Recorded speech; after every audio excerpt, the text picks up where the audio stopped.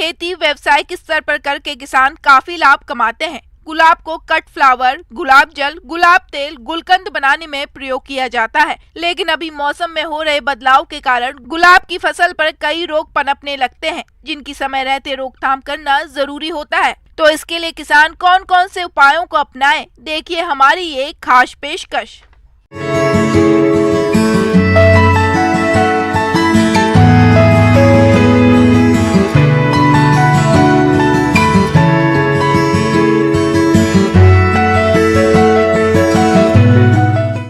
इसमें हम लोग देखते हैं कि गुलाब में बहुत तरीके की बीमारियां और कीट लगते हैं।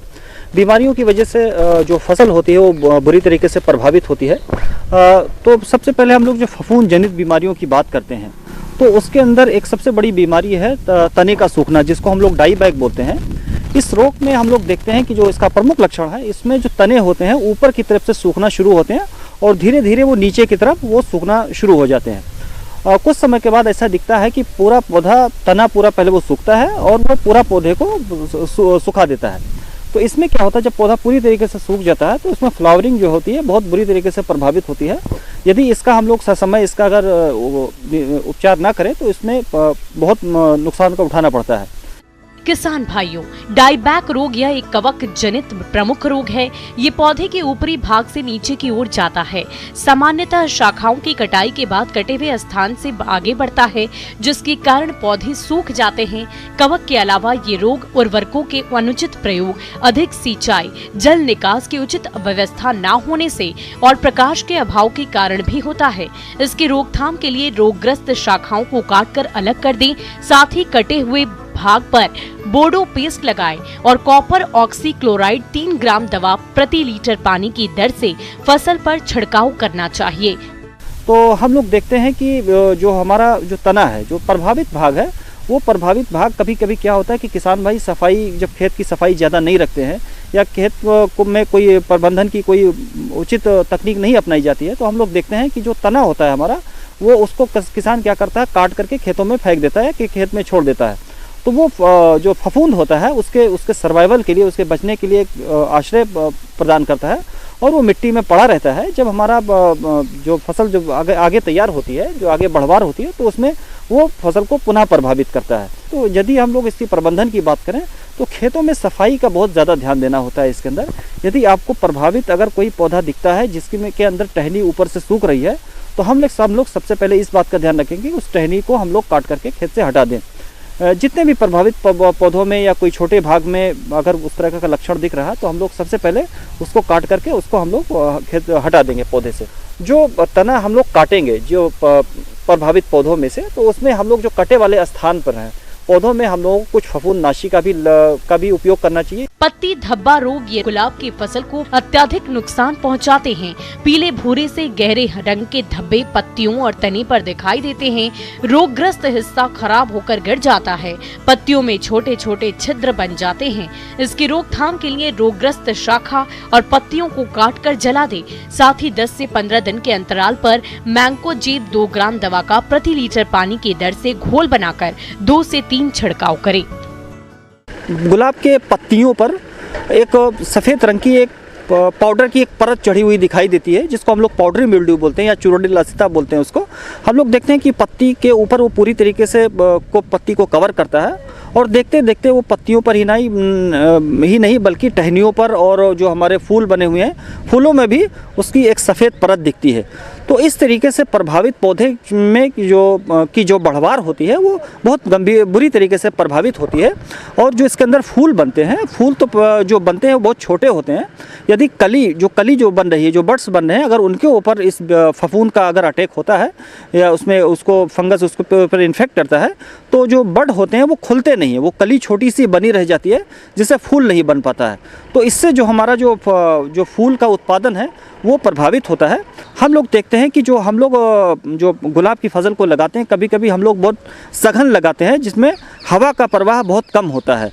तो ऐसे में क्या होता है कि पत्तियां एक दूसरे के ऊपर बहुत ज़्यादा ओवरलैप होती हैं और उनमें एरिएशन जो होता है, हवा का प्रवाह बहुत कम होता है। ऐसे में क्या होता है कि इस तरीके से अगर कोई हमारा जो गुलाब का अगर हम लोग खेती किए हुए हैं तो उनमें इस तरीके की बीमारी की संभावना ज़्यादा बनी रहती है।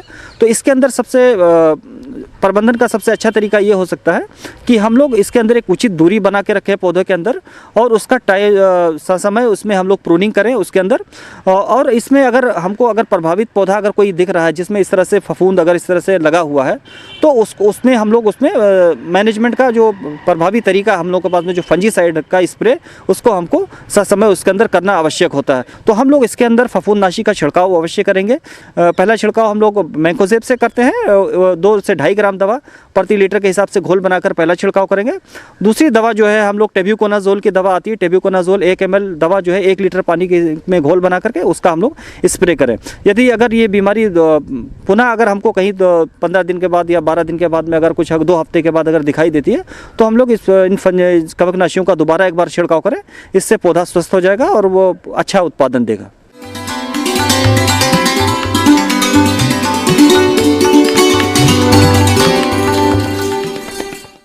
आइए जानते हैं अन्नदाता निःशुल्क फोन के माध्यम से पूछे गए समस्याओं का समाधान। अन्नदाता निःशुल्क फोन संपर्क सेवा के माध्यम से पूछे गए प्रश्नों में से आज हमने जिस प्रश्न को कार्यक्रम में शामिल किया है उसे पूछा है ग्राम बासनी, जिला सीकर के कृषक मुकेश कुमार ने। ये टमाटर की फसल में फलछेदक कीट के नियंत्रण के बारे में जानकारी चाहते हैं।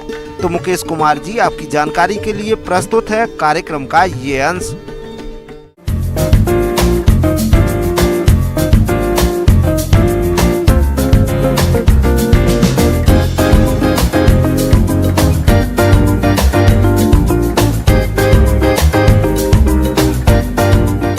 हेलिकोबार्बा जो है फल को छेद करके इसका आधा जो है फल के अंदर रहता, आधा बॉडी का हिस्सा फल के बाहर रहता है।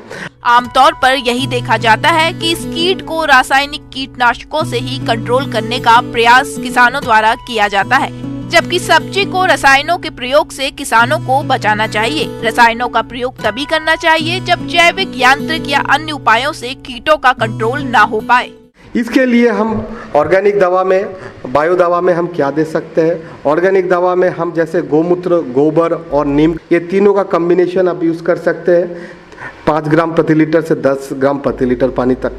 और इसके लिए आप लाइट ट्रैप क्या है? लाइट ट्रैप का नाम से आपको पता चला जो हम लाइट जलाते हैं रात में, देखिएगा बहुत सारे कीड़ा आपके घर में जब लाइट जलते हैं तो उसके आसपास भनभनाते रहता है। तो ये जो लाइट ट्रैप है वही चीज़ है। आपको अपने खेत में जो सेंटर पोर्शन में जो है आप लाइट लगा दीजिए, और लाइट के नीचे एक गमला में जो है आप सर्फ का पानी, बस शैम्पू का पानी घोल करके नीचे रख दीजिए। आप देखिएगा अगले दिन, मतलब उसके जस्ट अगले दिन जो देखिएगा उस पानी में कितना जो कीड़ा आपको मिला, कीड़ा जो है उस पानी में गिरे हुए मिलेगा आपको। तो इसके बहुत हद तक जो है कीड़ा का हम लोग पॉपुलेशन को जो हम घटा सकते हैं। और हम अगर बायो दवा में जाते हैं, बायो दवा में हम इसके लिए आपके लिए ब्यूवेरिया बेसियाना व मेटाराजियम एनिसोप्ली, ब्यूवेरिया बेसियाना 5 ग्राम प्रति लीटर पानी में व मेटाराजियम एनिसोप्ली 5 ग्राम प्रति लीटर पानी में घोल करके छिड़काव कर सकते हैं। तीसरा, आप बीटी का, बैसिलस थ्यूरोजेनेसिस का, इसका 1 ml प्रति लीटर पानी में घोल करके आप छिड़काव कर सकते हैं। अगर आप रासायनिक में जाना चाहता है तो रासायनिक में आप क्लोरान-ट्रेनिलीप्रोल करके एक दवा आता है, इसका 3 लीटर पानी में 1 ml। इन्फेस्टेशन कम है, ज़्यादा नहीं है, तो क्लोरोपाइरीफ्रॉस प्लस साइपरमेथ्रिन व प्रोफेनोप्लस प्लस साइपरमेथ्रिन दवा का भी आप छिड़काव कर सकते हैं, जिससे बहुत हद तक आपका जो फली छेदक है इससे आपका बहुत हद तक निदान मिल जाएगा।